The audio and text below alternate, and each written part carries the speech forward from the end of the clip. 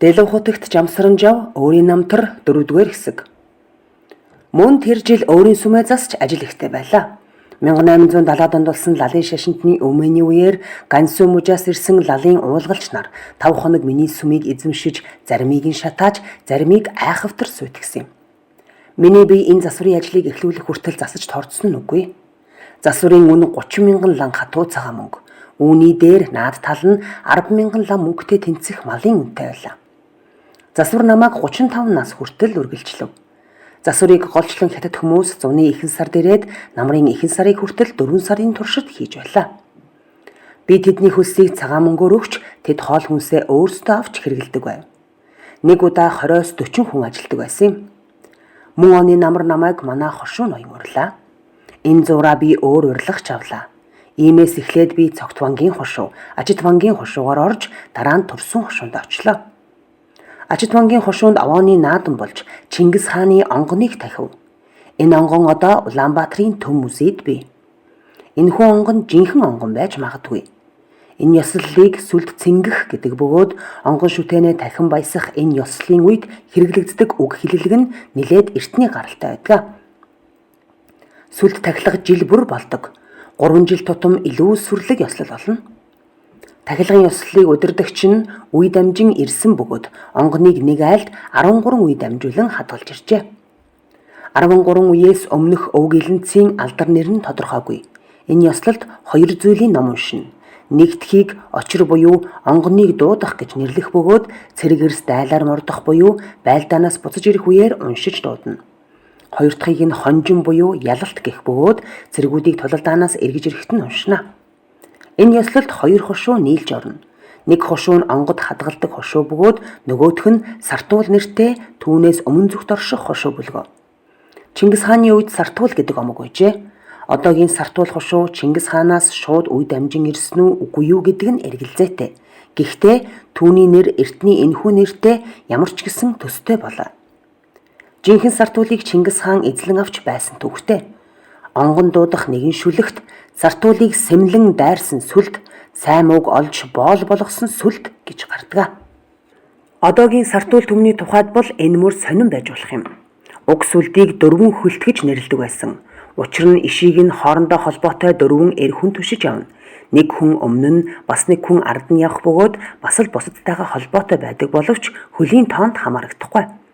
Сүлд нь 3 сэрээ бүхий төмөр дог цагаан адууныг хялгаснаас бүрдэнэ. Түүний доод талд цагаан хялгасан туг байна. Тэрхүү хялгасан туг дунд далдлагдсан нэгэн нуут зүйл байдаг. Энэ бол жинхэнэ арьс оюмл уут билээ. Гадуураа торгон хүүдийтэй, бүр гадуур нь цагаан давуун уут байна. Уутны урт нь минийхээр алга дарам. Тэрүүхэндээ хөөхөн жинтэй. Дотор нь юу байсныг би мэдэхгүй, юу ч байлаа гэсэн онгоны жинхэнэ шүтэн бүлгөө. Онгоныг харчуул, борчуул харж байхад тайж язгууртан тэдний хатад харахгүй байж магадгүй. Онгоныг тахих үеэр ноёд тайж нар онгон байрлуулсан асраас ташуу барьсан тусгай асарт заларч барилдаан наадам үзнэ. Ноёд тайж нарын асарт орж гарах үеэр улаан хөшгийг өргөж өгөх бөгөөд тэд онгоныг асраас олж эс үзнэ. Онгон тахихад 3 төрлийн мах тавина. Энэ нь адуу, үхэр, хоньны мах. Ердийн үед онгон тахилга 3 хоног үргэлжлэх бөгөөд 3 жилд нэг удаа 5 хоног болж бүх барилдаж, морь уралдаж сур харвна. Сүүлчийн өдөр тунах хэмээх тусгай ёслол болно. Түүнд ламнар үл оролцох бөгөөд харин харц язгууртан ялгаагүй бүх эрчүүл оролцсон. Онгоны тахиастай асраас үл ялам зүүн урагш нэрмэл арх буюу нэг усаар авсан гүүний архиар дүүргсэн том ширмэн тогоо байна. Уул тогоо 2 тохоо илүү гүн бөгөөд амсраараа 1.8 м өргөн байдаг гэлээ. Арай жижигвтер тогоогоор архинаас юулан авч онгоны асар руу аваачна. Шүтэнийг тогоо руу үл мэдэх тонгойлгож онгоныг залаагаар нь түүнд булхна. Залааг угааж булхсан арх жинхэнэ тунах болох бөгөөд түүнийгээ буцаан аваачиж том тогоо руугаа юулна. Тэгээд тунах хайрлан хэмээн хашгирахад ламнар болон авгаа хүүхдээс бусд нь түүнээс хүртэхээр том тогоо руу шахацалдан орж нүүрээ дүрнэ. Гараар буюу аягаар утгахыг үл зөвшөөрнө. Сүлдийн харуулч нар хүмүүсийг улам шахталцаж уухыг шаардна. Эцэг эхийн аль нэгэн төрөл арилжах үед гişиг авна гэдэг үүнтэй төстэй зан үйл үлддэг. Аяг сүүг түүнд амсуулах бөгөөд үлдсэн хэсгийг нь гашуудж буй үр ачнаар нь хувааж хүртдэг. Мөн Алтайд монгол хүн Казакайлд зочлон очиход том хултай айраг эсвэл сүү барьдаг. Зочин түүнээс амсаад гэрийн эзэнд буцааж барихад бүгдээрээ ээлжлэн хүртэх бөгөөд зөвхөн үүний дараа л бусд нь хоол, арх ундааг барьдаг заншилтай. Чингис хааны сүлд хэмээн тооцогддог бас нэг онгон Засагдхан аймгийн Тарган Баатар вангийн хошуунд бий. Энэ хошуу манай хийдээс баруун тийш тэмээгээр 3 өдөр алхуулж хүрэх газарт байдаг. Гүйцэтгэх ёслол дээрхтэй төсөөтэй. Дэгж аягийг нь тодорхой бичсэн ном байсныг нь би үзсэн. Хэдийгээр би уншиж чадаж байсан боловч зарим үг хэллэг нь нэн хуучирсан тул үнэндээ ойлгохдохгүй байсан. Ачид вангийн сүлдийн тахилгын тухай ном бас байдаг юм а. 32 наснда хаврын сүүл сард би Засагдхан аймгийн Ялгуусан гэгээний ламын сахил хүртэх ёслолд оролцохоор очиж ирлээ. Гэгээнт нь 4 настай хамб суудал залрах ёслол байсан юм. Тэндээсээ би Сайн Ноёнхан аймгийн Баатар Бэйс, дараа нь Хамб Номон ханд бараалхав. Тэр жил аймгийн чуулганы дараагаар манай зэрэгэлдээ хошууны Жонон хүн байсан юм. Түүний хэрэгэм цол нь Жонон Бэйл гэдэг байв. Дараа нь уг хошууны хөрш Эрдэнэвангийн хошуу ноёнд бараалхлаа. Би 33 настайдаа далай Чонхорванд бараалхаж буцах замдаа Эрдэнэвангийн хошуугаар дахин орсон.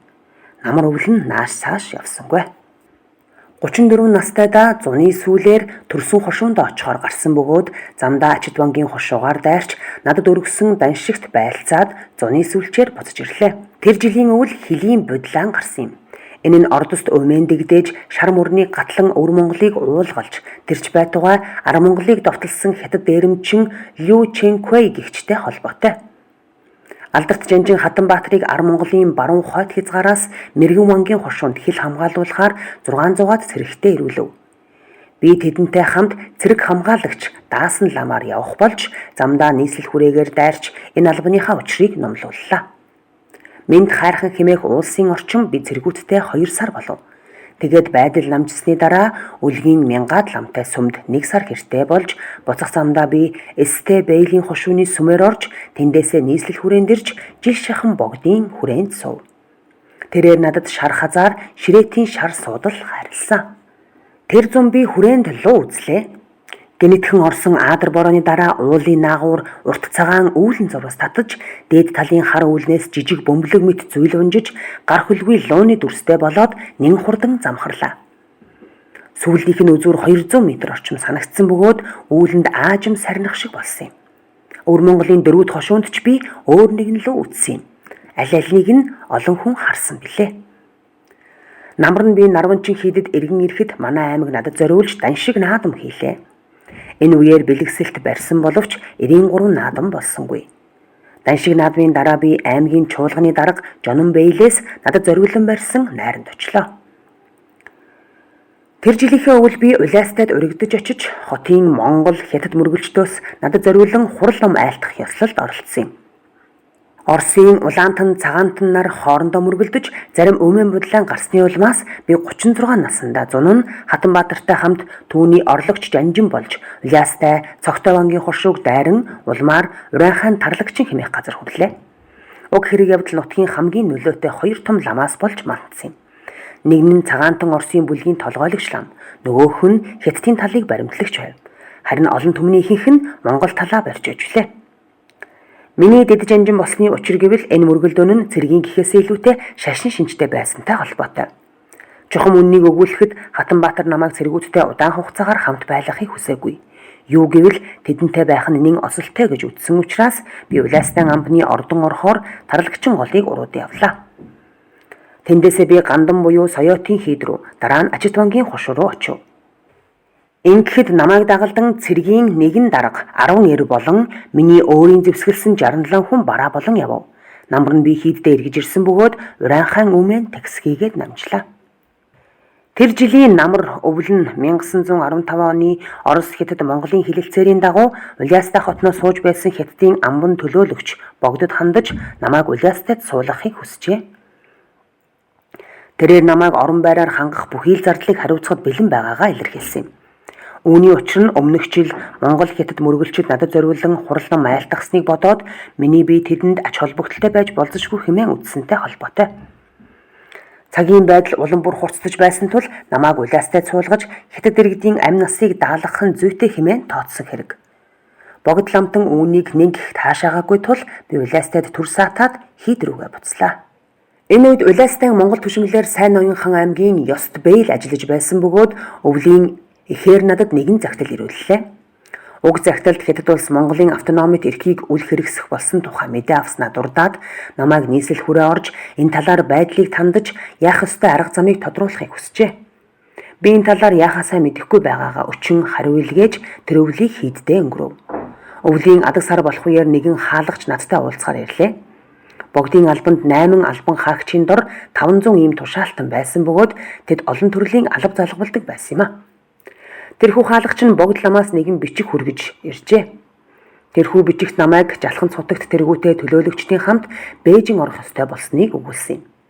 Энэхүү элч төлөөлөгчд Бээжин орж Хятад улсын ерөнхийлөгчийн амрыг айлтгаж мэдчилгээ уламжлах нэртэй боловч жинхэнэ зорилго нь Хятадын албаны хүмүүс болон гадаад орны ялангуяа Америк төлөөлөгчтэй уулзсан Монголын автономит эрхийг сэргээхтэй холбоотой асуудал хилэлцэх явдал байсан юм а.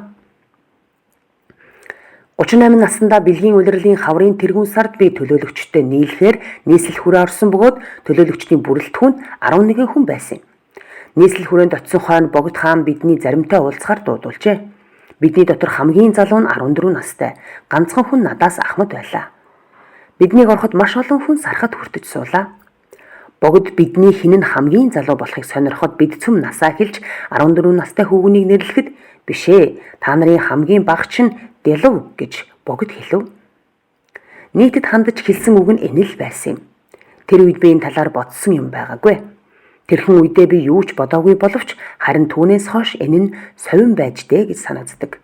Юу гэвэл тэр бүлэг хүмүүсийн дотроос одоо амьд мэнд үлдсэн нь ганц би бөлгөө. 14 настай хүүгүү маань 23 настайдаа бараг руу гарч хожим нь 1937 онд гадаад Монголын хил дээрх нэгэн газар өргөдөж очиод улмаар баригдсан бөгөөд лав алагдсан буйзаа. Тэрээр надад хэдэн удаа захидал бичсэн бөгөөд Япончуудтай сайн харилцаатай байсан юм. Богд ламтан хөлчүүрэх нь олонтой тул ярихад бэрхтээ байдагсан. Заримдаа завилд суугаад 7 хоногоор өдөр шөнөгүй сархад зооглоно. Бараа болагч нар нь байнга солигдох боловч богдтой нанчид зооглон сууж морь харахаас өөр гадагш гарахгүй бөгөөд нойргүй хонхонч бий. Үй үй тэргүүнээ гудайлах нь бүр ухаан алдсан янзтай. Хэлж буй үгийг ч эс дуулж буй шинжтэй. Тэгснээ тэргүүнээ өндийлгэн дахин архи нэхнэ. Архи нэхэж уух зураа жаахан сэхэ орж энэ үеэр ажиллаа явуулна. Гэхдээ тэрээр их чадварлаг улс төрч байсан бөгөөд хэдийгээр эрх мэдэл нь хурдан бууж байсан боловч бүхнийг захиран удирдах чаддаг байсан юм. 1920-ад оны үед түүний нүд нь юм харахаа болсон билээ. Бээжин явах бидний хугацаа хойшилж байлаа. Хятадын тал эхлээд зөвшөөрснөө хойшлуулсан тул би хавар болтол нийслэл хүрээнд суусан юм. Тэгснээ хүрээнд байдаг хятад генерал хятад яваад буцаж ирэхдээ богдын төлөөлөгчдийг Бээжин явахыг зөвшөөрөхгүй гэдгээ мэдэгдэхийн зэрэгцээ. Харин өөрийн төлөөлөгчөө тийш явуулах бодолтой гэдгээ илэрхийллээ. Богдын төлөөлөгчийн бүрэлдэхүүнд орсон 4 хүн түүний дотор би энэхүү 2 дахь төлөөлөгчтэй явахаар боллоо. Энэ зуурт чуулалт хаалгад суугаа Америкийн нэгдсэн улсын консул Эберхард, Америкийн Андерсон Мейер худалдааны пүүсийн төлөөлөгч Франц Ларсныг дагуулan нийслэл хүрээнд очиж богдын бичгийг хүлээн авчээ.